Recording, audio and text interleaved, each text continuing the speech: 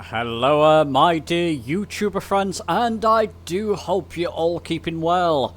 Welcome to this new video, and in this video I'm going to be concentrating on the default aircraft in Microsoft Flight Sim.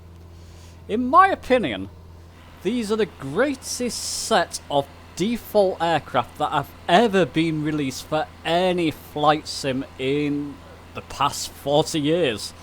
So sims like X-Plane 11, X-Plane 12, Prepared 3D, other flight sims in the Microsoft Flight Simulator family. So Flight Simulator X, Flight Sim 95, Flight Sim 98, even flight sims like DCS World to some extent. Why I consider these default aircraft to be the best set ever to have been released, and why I tend to fly the default aircraft mainly out of all other aircraft that are available for us in Microsoft Flight Sim. I tend to just stick with the default aircraft. Okay, let's not dilly-dally. Let's get into this video.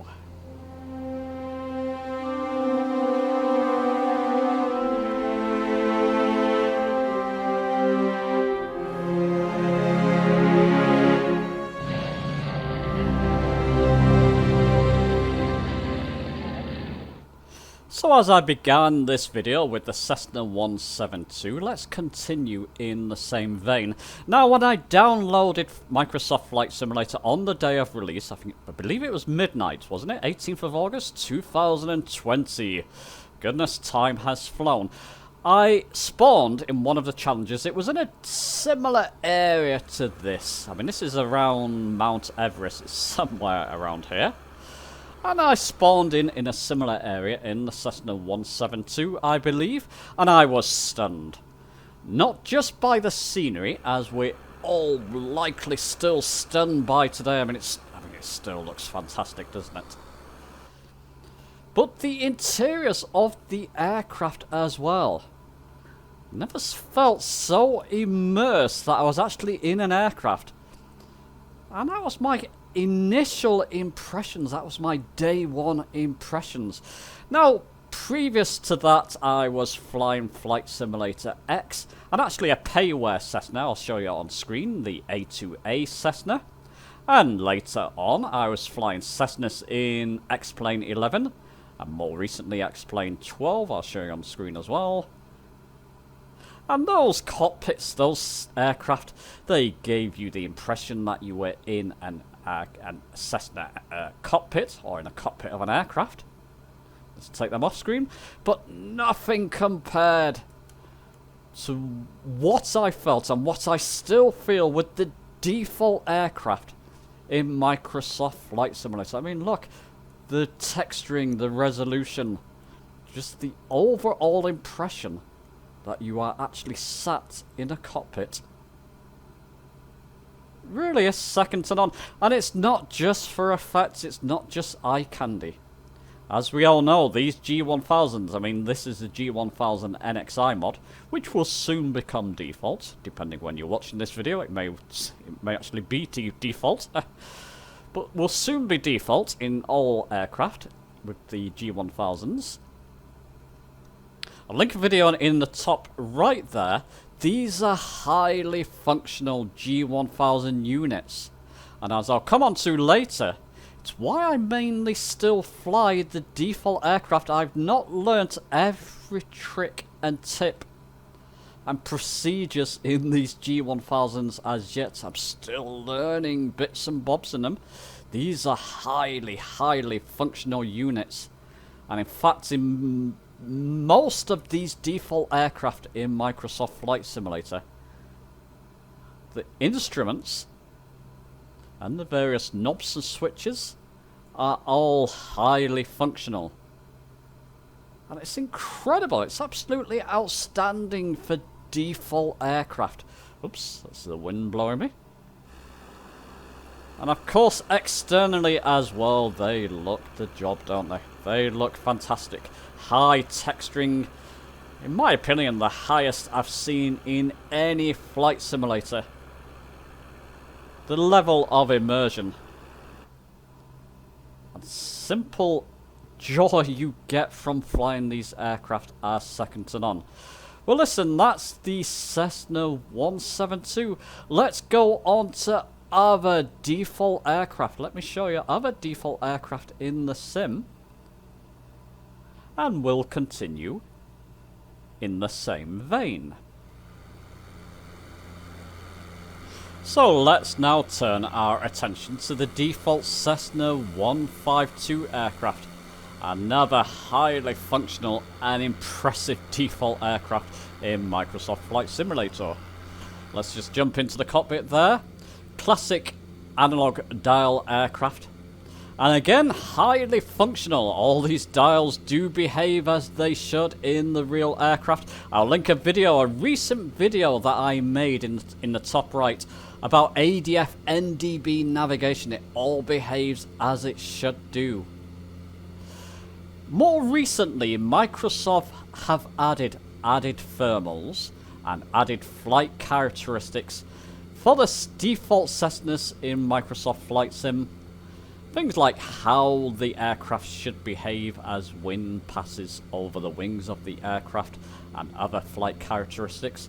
So much so that active Cessna 172, 152 pilots or retired pilots are saying that the default aircraft, the default Cessnas in Microsoft Flight Simulator, behave as they would do with their real-world counterparts. You can get no higher recommendation than that. If we do look down at the cockpit displays here and buttons, you'll find with most of the default aircraft in Microsoft Flight Simulator, not every single button works. These buttons down here, for example, don't work. The majority do, and the important ones do, of course. If you want to have every single button working, you will have to look at payware versions of these aircraft. I've just simply felt no need. I have looked at various different payware Cessnas for Microsoft Flight Sim, and I've just felt no need to do it. I've not fully learnt every single tip and trick and procedures in these default aircraft as yet. And personally, I just love the way they look and feel, and the immersion to them, and the immersion of them rather. Just felt absolutely no need to upgrade to a payware version.